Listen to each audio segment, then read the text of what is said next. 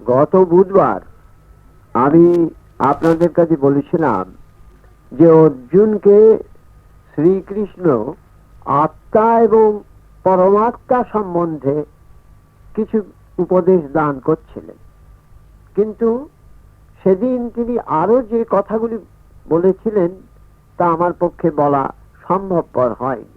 আজ সেইগুলি নিয়ে আলোচনা করছি।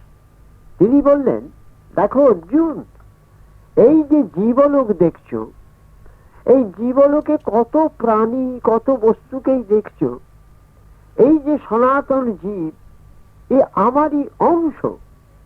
পঞ্চ ইন্দ্রিয় আর মনকে সেই জীব আকর্ষণ করে। যেমন বায়ু ফুলের গন্ধ আকর্ষণ করে চলে, তেমনি জীবাত্মা দেহ থেকে যখন নির্গত হয়ে যায় তখন সে তার মন আর ইন্দ্রিয়দের আকর্ষণ করে নিয়ে চলে যায়। অন্য দেহে প্রবেশের সময় সেই ইন্দ্রিয় আর মনকেই নিয়ে সে চলে আসে সেই দেহে। পূর্ব দেহে শুভাশুভ যে সমস্ত কর্ম সে করেছে তার দ্বারা সে যেমন মনের উন্নতি বা অবনতি ঘটিয়েছে, সেই রকম বিষয় উপভোগ করার জন্য অন্য দেহকে আশ্রয় করতে সে বাধ্য হয়। জীবাত্মা কি করে বাধ্য করে নিজেকে? তার কর্ণ দিয়ে, নেত্র দিয়ে, প্রাণ দিয়ে, রসনা দিয়ে এবং চোখ দিয়ে মনকে আশ্রয় করে যাবতীয় বিষয় উপভোগ করে। বিষয়ে লিপ্ত ভোগীরা কখনো সে জীবকে দেখতে পান না, অথচ তোমার বা অন্যান্য জীবের মধ্যেই তা বর্তমান, কিন্তু যোগীরা পান। চন্দ্র সূর্য গ্রহ তারকা আমারই প্রভাবে দীপ্ত, আমি ওজঃ ভাবে পৃথিবীতে অবস্থিত, আমারই প্রভাবে ঔষধি সমূহ পরিপুষ্ট, আমি সকলের হৃদয়ে রয়েছি, আমার থেকে লোকের স্মৃতি ও জ্ঞান হয় বা তার অভাবও ঘটে। ইহলোকে ক্ষর ও অক্ষর এই দুটি পুরুষের প্রসিদ্ধি আছে।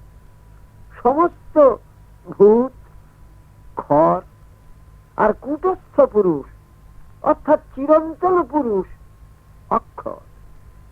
এছাড়াও আরেকটি উত্তম পুরুষ আছেন, তার নাম পরমাত্মা। সেই অব্যয় পরমাত্মা এই ত্রিলোক মধ্যে প্রবেশ করে সমস্ত প্রতিপালন করছেন। তিনি ঈশ্বর, তিনি পুরুষোত্তম। যে ব্যক্তি মোহ শূন্য হয়ে আমাকে পুরুষোত্তম বলে জানতে পারে সেই সর্বজ্ঞ হয়। সেই ব্যক্তি ভক্তি যোগের দ্বারা আমার যথার্থ রূপ সেবা করে থাকে। হে অর্জুন, যারা দৈব সম্পদ লক্ষ্য করে জন্মগ্রহণ করে তারা অভয়, অর্থাৎ তাদের মৃত্যু ভয় থাকে না।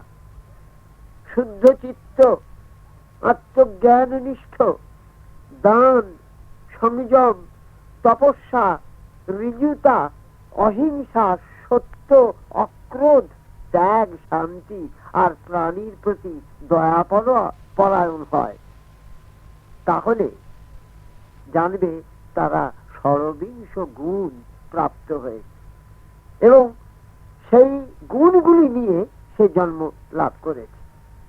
আর যারা আসুর সম্পদ লক্ষ্য করে পূর্ব জীবনেও চলেছে, তারও পূর্বে চলে এসেছে, তারা যখন জন্মগ্রহণ করে তারা দর্প, দম্ভ, অভিমান, ক্রোধ, নিষ্ঠুরতা ও অজ্ঞানে অভিভূত হয়ে আবার জন্মগ্রহণ করে।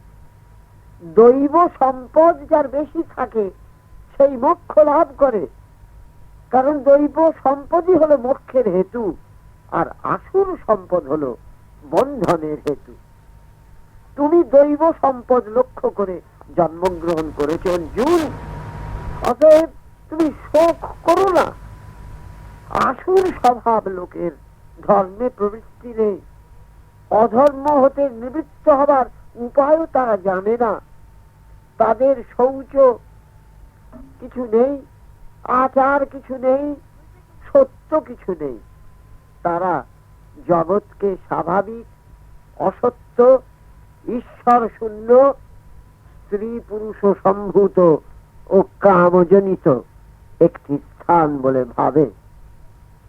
দম্ভ, অভিমান, অহংকার, অসুচি ব্রত ও দুষ্পূরণীয় কামনা অবলম্বন করে মোহবশত ক্ষুদ্র দেবতার যারা আরাধনা করে থাকে, কামনার উপভোগী পরম পুরুষার্থ বলে জানে, অন্যায়ভাবে অর্থ সংগ্রহ করার চেষ্টা করে, তারা আসুর স্বভাব লোক। আমার মনোরথ আজ এইভাবে পূর্ণ হলো, কাল ওইভাবে পরিপূর্ণ হবে। আমার এই ধন ঐশ্বর্য আছে, কাল তা এইভাবে বৃদ্ধি পাবে। আমি এই শত্রুকে বিনাশ করেছি, কাল ওই শত্রুকেও এইভাবে বিনাশ করব, ইত্যাদি নানা প্রকার ভাবনায় তারা দিবারাত্র মগ্ন থাকে। ঈশ্বর চিন্তা করে না, নিজেকে ভাবে আমি তো ঈশ্বর, আমি ভোগী, আমি সিদ্ধ, আমি বলবান, সুখী, ধনবান, কুলীন। এরা এইভাবে অজ্ঞানে বিমোহিত হয়ে পরিণামে অতি কুৎসিত নরকে নিপতিত হয়। আমি এই সমস্ত ক্রূর স্বভাব ব্যক্তিকে আসুর মধ্যে নিক্ষেপ করি। এরা অধম গতি প্রাপ্ত হয় ও বহু দুঃখ বহু জীবনে ভোগ করে। আপনা আপনি সম্মানিত, অহংকৃত, ধনবদে প্রবৃত্ত, অবিধি সহকারে নামমাত্র যোগ্য অনুষ্ঠান ব্যক্তিদের নিয়ত আমি আসুর যোনিতে নিক্ষেপ করি। বারবার তারা সংসারের দুঃখের চক্রে আবর্তিত হয়ে জন্মগ্রহণ করতে থাকে।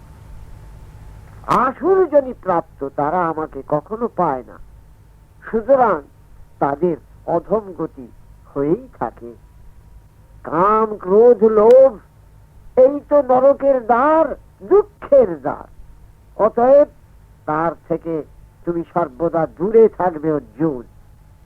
এইটুকু জানবে, এই ত্রিবিধ দ্বারকে যে যথার্থ এড়িয়ে যেতে পারে এবং শাস্ত্র বিধি অনুসারে কার্য করে, সেই যথার্থ আমাকে পায়, তারা পূর্ণ জ্ঞানের অধিকারী হয়। অর্জুন তখন শ্রীকৃষ্ণকে জিজ্ঞাসা করলেন, হে কৃষ্ণ, যারা শাস্ত্র বিধি পরিত্যাগ করে শ্রদ্ধা সহকারে যজ্ঞ অনুষ্ঠান করে, তাদের শ্রদ্ধা সাত্বিক কি রাজসিক কি তামসিক? শ্রীকৃষ্ণ বললেন, হে অর্জুন, দেহীদের স্বাভাবিক শ্রদ্ধা তিন রকমের হয়, সাত্বিক, রাজসিক ও তামসিক।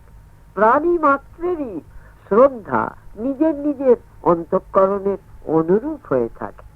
যে যেরকম শ্রদ্ধা যুক্ত সে সেই রকম ভাবেই পূজা, যজ্ঞ ইত্যাদি করতে থাকে। যারা দেবতার পূজা করেন তারা সাত্বিক, যারা যক্ষ রক্ষের পূজা করেন তারা রাজসিক, যারা ভূত প্রেতের পূজা করেন তারা তামসিক বৃত্তি সম্পন্ন জানবে।